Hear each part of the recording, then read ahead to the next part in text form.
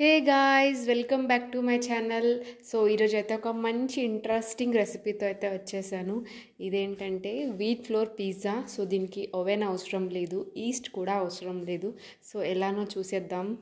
So first అయితే నేను ఒక 1.5 కప్ వరకు వీట్ ఫ్లోర్ తీసుకున్నాను. సో దాంట్లోనే నేను ఒక 1 స్పూన్ వరకు షుగర్ అండ్ 1 స్పూన్ సాల్ట్, కొద్దిగా butter and baking soda 1 spoon వేసి మంచిగా కలిపేసుకోవాలి.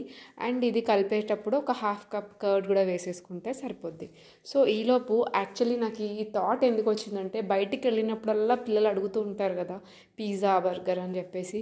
సో నో చెప్పడం కష్టం. సో అలా అని చెప్పేసి ఓకే మనమే ఏదైనా ఇంట్రెస్టింగ్గా చేద్దాం అనేసి అలా వచ్చిన థాట్ అనమాట ఇది. ఇదేంటంటే వాళ్ళకి తిన్నట్టు ఉంటుంది అండ్ మనకు కూడా సాటిస్ఫాక్షన్. నో చెప్పలేం కదా, హెల్దీగా ఉంటుందని చెప్పేసి ఇలా చేసిన ప్రాసెస్. సో నాలాంటి చాలామంది మామ్స్కి ఇది యూజ్ అవుతుంది అనేదే నేను ఈ వీడియో షేర్ చేస్తాను. అండ్ మనకు కూడా ఫ్యామిలీతో ఇంట్లోనే మంచిగా తినొచ్చు అనే కాన్సెప్ట్తో చేశాను అనమాట ఇది.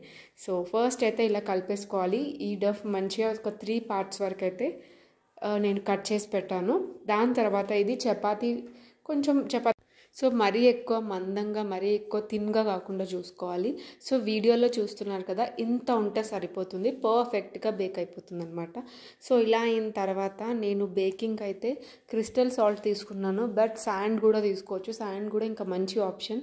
సో నేను 2 వేస్లో చేశాను. ఒకటి సాల్ట్తో, ఒకటి శాండ్తో అయితే పర్ఫెక్ట్గా అనిపించింది. సాల్ట్ అయితే కొంచెం మాడిపోయే ఛాన్సెస్ అయితే ఉంటాయన్నమాట. సాల్ట్ మాడిపోద్ది అనమాట.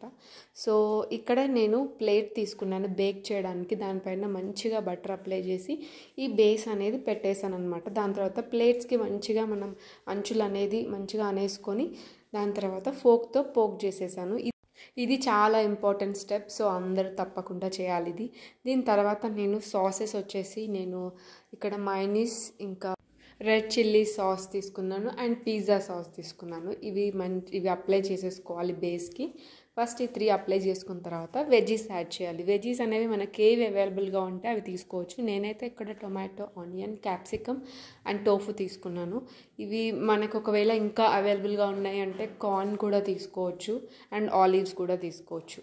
సో ఇవన్నీ వేసేసుకున్న తర్వాత మీకేమైనా అంటే లైక్ చీజ్ ఎక్స్ట్రా కావాలి అనిపిస్తే 2 లేయర్స్ వేసుకోవచ్చు. నేనైతే సింగిల్ లేయర్ వేసాను, ఎందుకంటే నేను ఇది కంప్లీట్గా కిడ్స్ కోసం అని చెప్పాను కాబట్టి single layer is enough for kids. ఎందుకంటే కొంచెం ఫ్యాట్ క్వాంటిటీ ఎక్కువ ఉంటుంది కాబట్టి. సో 1 లేయర్ సరిపోతుందని నేను ఇలా వేసేసాను అనమాట. దాని తర్వాత మనం బేక్ చేసుకోవాలి. బేక్ చేసుకునేటప్పుడు ఒక 10 మినిట్స్ కంప్లీట్గా హైలో పెట్టేసి ఇంకా రిమైనింగ్ 10 to 15 మినిట్స్ వరకు మీడియం ఫ్లేమ్లో పెట్టేసి బేక్ చేయాలి. దాని తర్వాత చూస్తే పర్ఫెక్ట్గా వస్తుంది మనకి. ఆ క్రిస్పీనెస్ అదంతా కూడా చాలా బాగా వస్తుంది. సో నేనైతే ఇంకొకటి బాబు కోసం ఇలా చిన్నగా చేశాను. చీజ్ అనేది తక్కువగా వేసి ఇలా చిన్న మినీ చేశాను. ఇది శాండ్తో చేశాను అనమాట కింద. సో చూసారు కదా ఎంత పర్ఫెక్ట్గా కింద క్రిస్పీనెస్ అదంతా చాలా బాగా వచ్చింది. తప్పకుండా మీరందరూ కూడా ట్రై చేసి ఎలా ఉందనేది నాకు కామెంట్లో చెప్పండి. అండ్ నా ఛానల్ని ఫస్ట్ టైం చూస్తుంటే మాత్రం ప్లీజ్ ఫస్ట్ వెళ్ళి సబ్స్క్రైబ్ చేసుకోండి. అండ్ నేను ఇంకా చాలా వీడియోస్ అప్లోడ్ చేశాను, అవన్నీ చూసి నాకు కామెంట్ చేయండి. Thanks for watching.